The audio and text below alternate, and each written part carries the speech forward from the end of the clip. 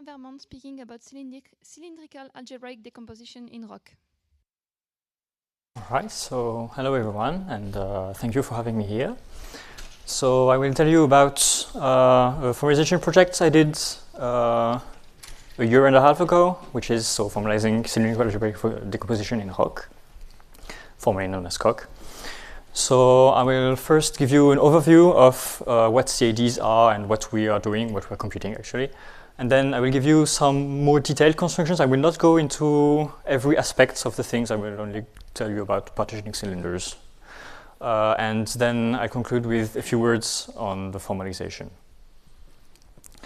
Okay, so let's start with what a CAD is. So we are doing semi-algebraic geometry. So we are working with a real closed field, which I'm going to denote R. So if you don't know what that is, think R, the set of real numbers, or if you want to be constructive, the set of algebraic real numbers. Both work. And so a CAD is a partition of Rn. So I take any dimension n, and I want to partition Rn into some nicely behaved, what we call cells. And so a CAD is defined by induction as follows. So in dimension 0, there's only one point, so there's only one partition. So the only partition is what we call a CAD. So it's the only CAD of R0. And then once you defined CADs in dimension n, you define CADs in dimension n plus 1 by taking a CAD in dimension n.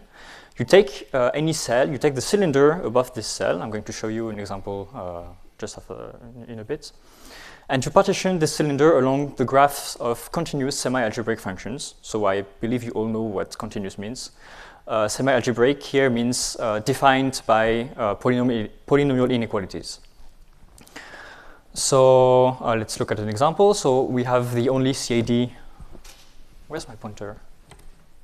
Okay, I don't have a pointer. Yeah, but I can't see it, so. I only have a point in dimension 0, so CAD is trivial. So there's only one cylinder above the only cell, which is the real line, which I chose here to cut at 2 points, so I get 5 cells. Okay, let's go to dimension 2. For every cell that I defined in dimension 1, I take the cylinder above it. So here it would be the pink part. Above the point, it would be the green line, and so on. And then I can partition this along graphs of semi-algebraic continuous functions. Okay.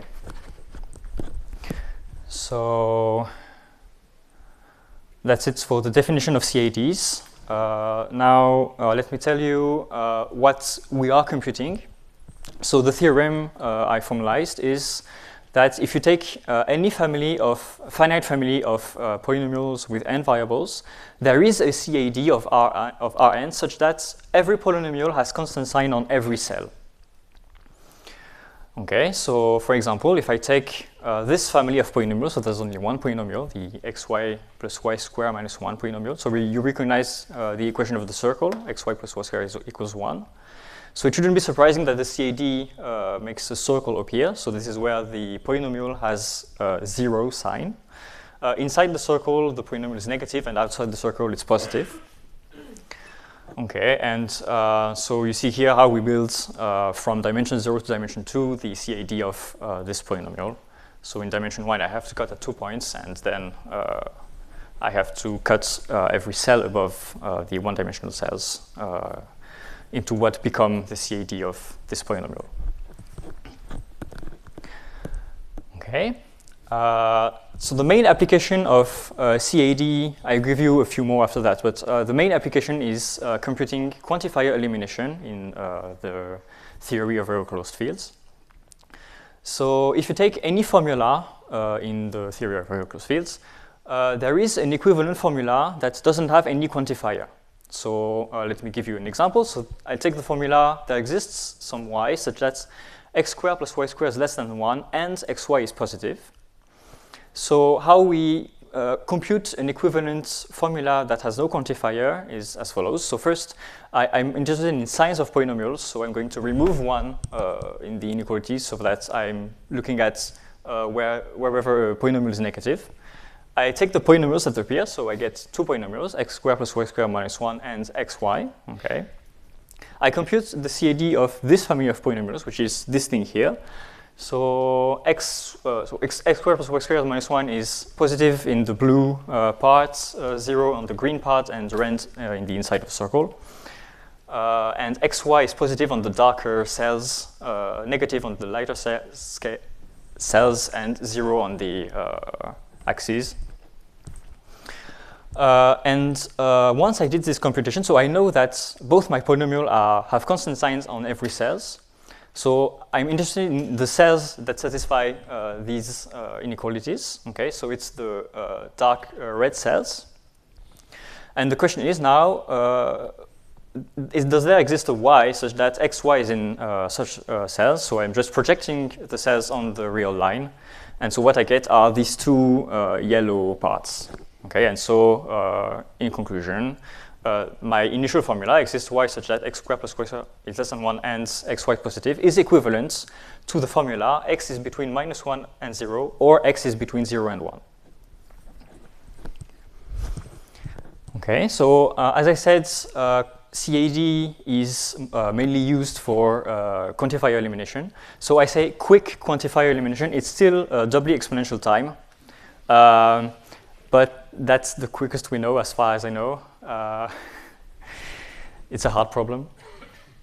It does have specific application in robotics, dynamical systems, and hybrid systems.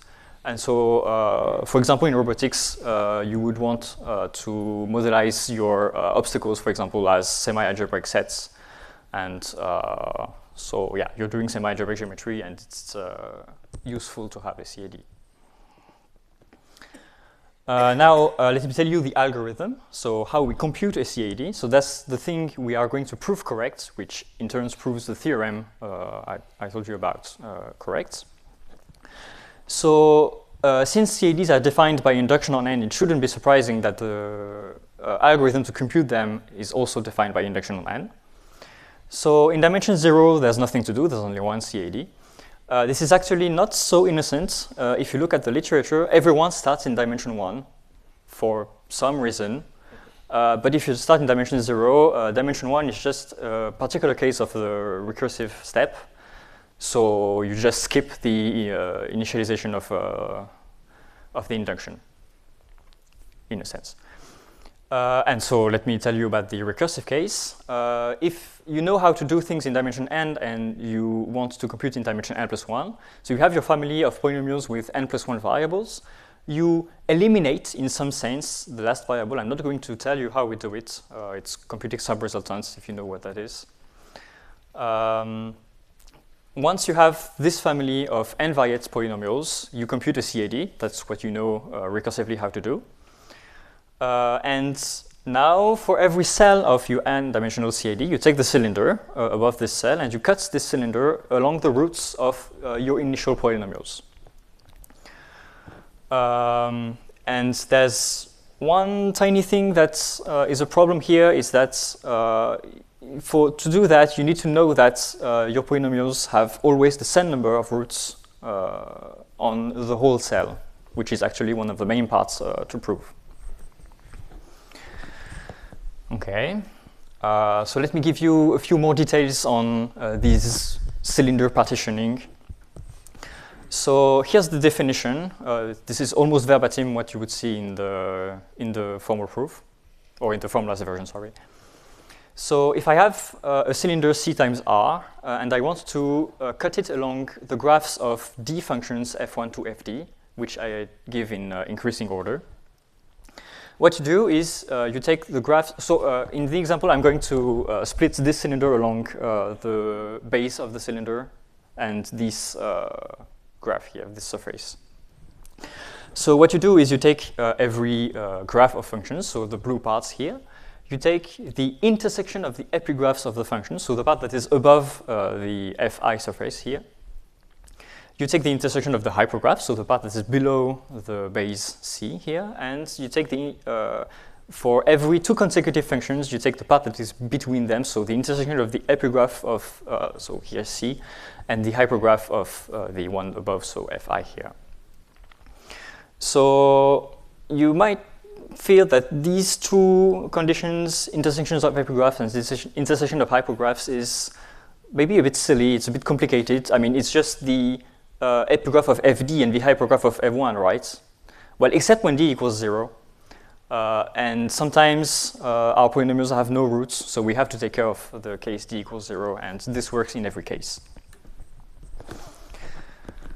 Okay, so this is how we do partitions of cylinder, but you know that my parts need to be semi-algebraic, so how do we do that?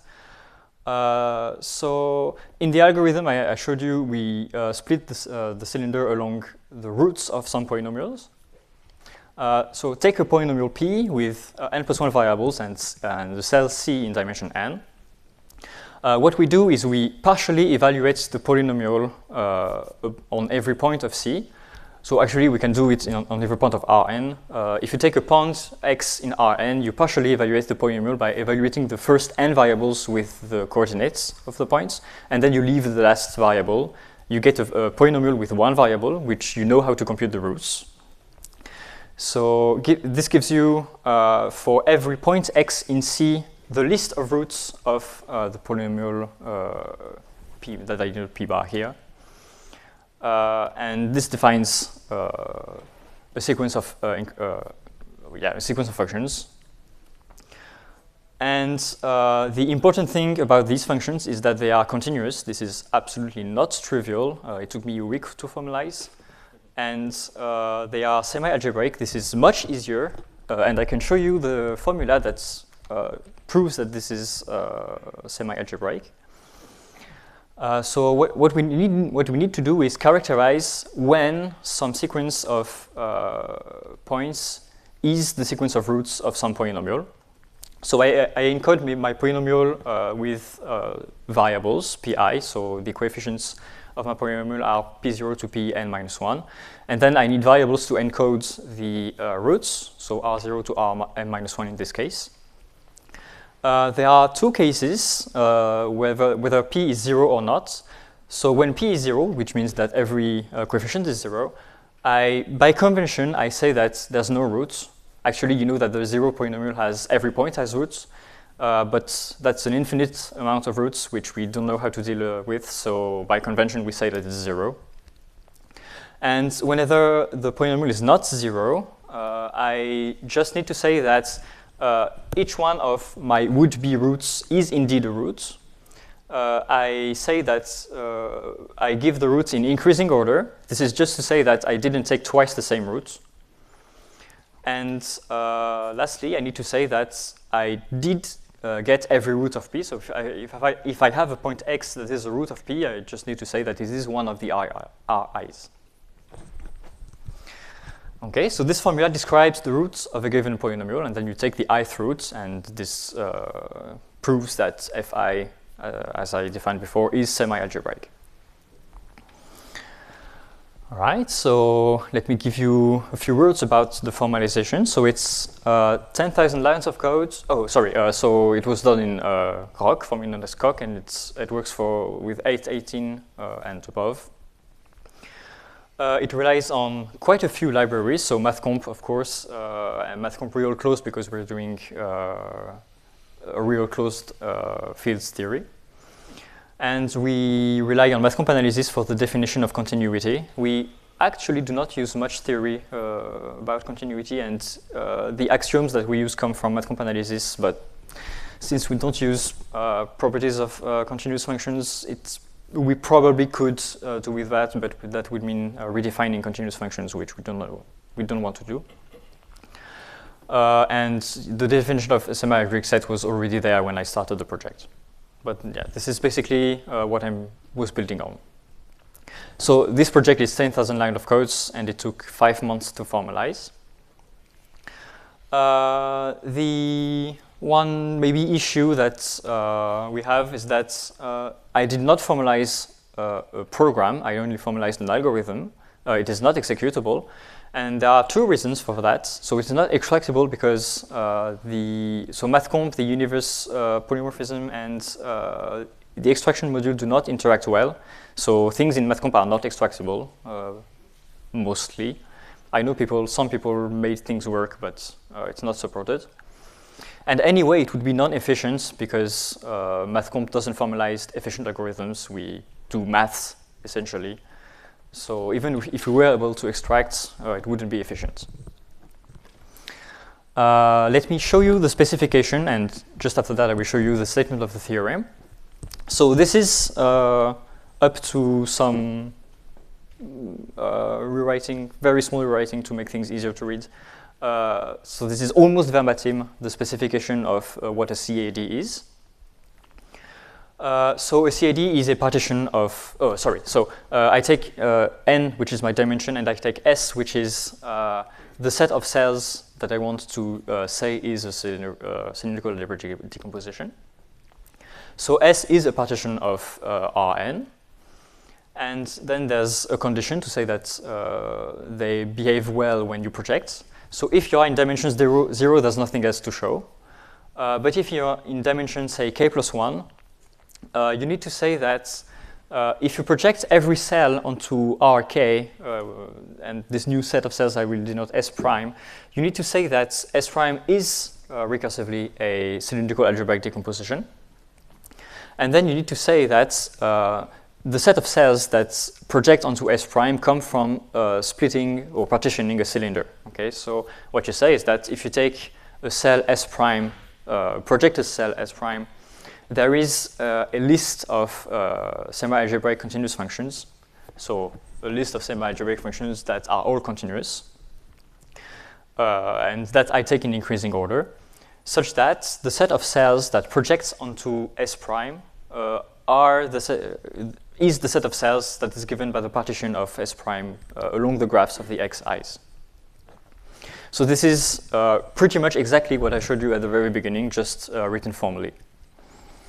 And now for the statement of the theorem, I first define what it means to be invariant. A polynomial is invariant on a cell whenever, for every 2 points that you take on the cell, the polynomial takes the same signs at these 2 points. So I'm just saying that the polynomial takes constant sign on a cell. And then the theorem is there exists a set of cells which is a cylindrical algebraic decomposition, and such that every polynomial is invariant on every cell. All right, so let me stop here. Thank you for your attention, and please ask me a question.